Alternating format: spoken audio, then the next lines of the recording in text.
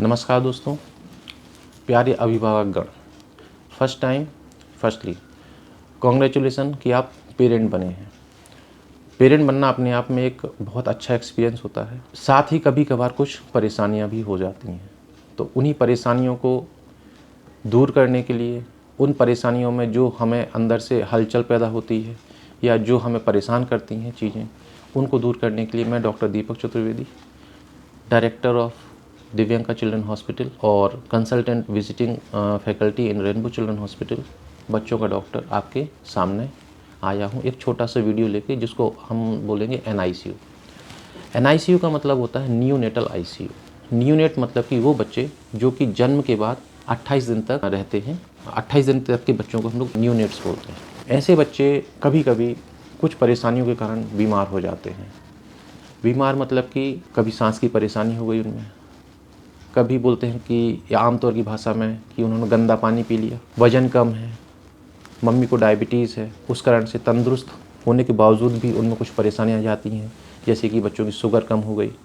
तो ऐसे बच्चों को हम लोग को एक स्पेशल वार्ड में रखा जाता है। इन वार्ड को हम लोग बोलते हैं NICU, न्यूनेटल ICU। इसमें बच्चों को स्पेशल केयर दी जाती है। उनके केयर टेकर भी कुछ अलग होते हैं, क्योंकि उनकी ट्रेनिंग अलग होती है, डॉक्टर्स भी अलग होते हैं।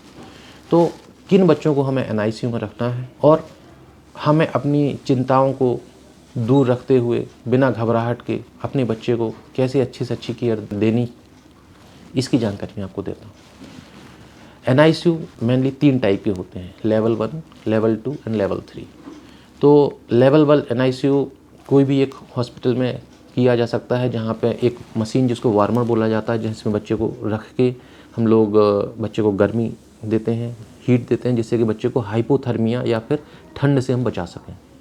बेसिक वाइटल्स बच्चे के, जैसे कि हार्ट रेट, बच्चे की ऑक्सीजन की मात्रा शरीर में, जिसको हम लोग SpO2 बोलते हैं, वो हम लोग मॉनिटर करते हैं। ब्लड प्रेशर मॉनिटरिंग करते हैं, बच्चे की सांस की दर देखते हैं, बच्चे का यूरिन आउटपुट और ये सब देखते हैं। तो बेसिक जो भी हमें, अगर मान के चलो कि ऐसे बच्चे जो 2 किलो से नीचे हैं या जिनमें थोड़ी सी हल्की फुल्की सांस की परेशानी हुई है, ऐसे बच्चों को हम लेवल 1 में रख सकते हैं। अब जब थोड़ी सी परेशानी बढ़ती है, जैसे कि मान चलो कि किसी बच्चे को ऑक्सीजन की ज़रूरत हो रही है, बच्चों का वज़न 1.5 किलो से नीचे हो गया है जन्म के बाद, तो ऐसे बच्चों को हम लोग लेवल 2 NICU में रखते हैं।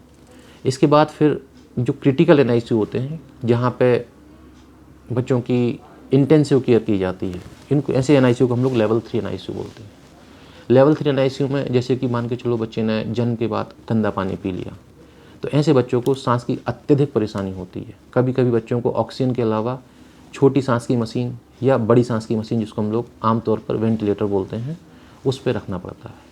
तो ऐसे बच्चों की केयर बहुत नाजुक रहती है। ऐसे बच्चों को हम लोग लेवल 3 NICU में रखते हैं। कुछ बच्चे जैसे कि जन्म के बाद जिनको रोए नहीं, बोला जाता है कि बच्चा रोया नहीं, तुरंत नहीं रोया, 1 मिनट बाद रोया या 2 मिनट बाद रोया, तो ऐसे बच्चों के शरीर में ऑक्सीजन की कमी, बच्चे के शरीर के अंगों में ब्लड की कमी हो जाती है। ऐसे बच्चों को हम लोग हाइपोक्सिक इस्चेमिक बेबीज़ बोलते हैं। तो ऐसे बच्चों में कभी कभी झटके आने का डर रहता है। बच्चों के शरीर में जो नहीं रोए समय से, तो उनके दिमाग में, उनके दिल में, उनके फेफड़ों में, उनके गुर्दों में, उनके इंटेस्टाइन्स में, आंतों में ऑक्सीजन और ब्लड की कमी हो जाती है, जिस कारण से कुछ कुछ परेशानियां आ सकती हैं। तो ये परेशानियां कब आएंगी या कितनी तीव्रता के साथ आएंगी तो क्या करना है, तो ऐसे बच्चों को हम लोग लेवल 3 NICU में रख के उनको इलाज करते हैं। आमतौर पर देखा गया है कि जो बच्चे डायबिटिक मदर के होते हैं, पैदा होने के बाद तो उनका वजन 3 किलो रहता है, 3.5 किलो रहता है, लेकिन ऐसे बच्चों में कभी कभी शुगर की कमी हो जाती है, जिसको हम लोग बोलते हैं हाइपोग्लाइसीमिया, और बच्चों में झटके आने का डर रहता है। तो ऐसे बच्चों को हम लोग ऑब्जर्वेशन में रखते हैं, उनकी शुगर मॉनिटरिंग करते हैं। धीरे धीरे अगर ये शुगर मेंटेन रहे तो फिर हम लोग बच्चों को छुट्टी करते हैं।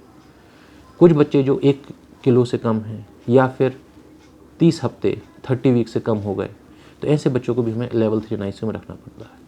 तो आमतौर पर ये देखा जाता है कि हमारे भारत देश में कम से कम 2.5 किलो से ऊपर रहना चाहिए बच्चा, 2.5 से 3 किलो होना चाहिए, या फिर 37 हफ्ते 37 वीक से ऊपर होना चाहिए। तो जो बच्चे 37 वीक से नीचे हो गए, या जो बच्चे 2.5 किलो से कम है, या एक आमतौर की भाषा में 2 किलो से कम है, ऐसे बच्चों को NICU की ज़रूरत पड़ती है। तो दोस्तों, आपको ये देखना है कि जैसे डिलीवरी के बाद एक कॉमन सा मिथ है कि हमने 9 महीने प्रेगनेंसी के दौरान पूरी तैयारियां की, हम जिसका वेट कर रहे हैं आने का, लेकिन कभी कभी हम उसके आने के बाद तैयारी नहीं कर पाए कि उसको हम भर्ती नहीं कर सकते हैं। ये मतलब कि ये कॉमन सा मिथ हो गया है कि हमारा बच्चा आएगा तो वो हेल्दी ही आएगा। तो हमें समझने की ज़रूरत है कि अब समय बदल गया है, किसी भी प्रकार की समस्याएं हो सकती हैं जन्म के बाद, भले ही हमारा बच्चा तंदुरुस्त हो। तो हमें अपनी तैयारियां रखनी है, हमें अपने दिमाग में 1% कहीं ना कहीं रखना कि अगर जन्म के बाद बच्चे को किसी प्रकार की दिक्कत होती है तो उसको NICU में रखना पड़ सकता है। तो सरकारी संस्थाओं में भी NICU बनाए गए हैं, प्राइवेट संस्थाओं में भी NICU बनाए गए हैं।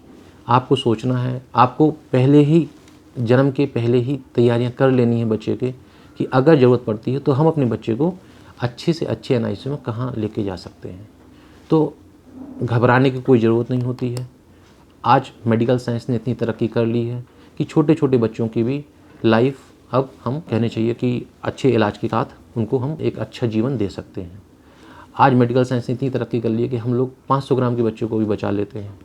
समय लगता है 1 महीने 1.5 महीने, लेकिन हम लोग बचा लेते हैं और उनको अच्छी जीवन दे सकते हैं, अच्छी लाइफ दे सकते हैं। तो दोस्तों, ये एक मेरी संक्षिप्त जानकारी थी आपको NICU को लेके।